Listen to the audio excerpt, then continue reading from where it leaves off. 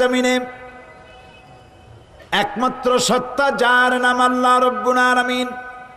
বান্দা গুনাহ করে, আল্লাহ রব্বুল আলামিন বলেন, আয় যত গুনাহ করেছিস ক্ষমা চা, আমি মাফ করে দেব। মানুষ গুনাহ করবে আর আল্লাহ তাআলা ক্ষমা করবেন, কারণ তার নাম হচ্ছে রহমান রহিম।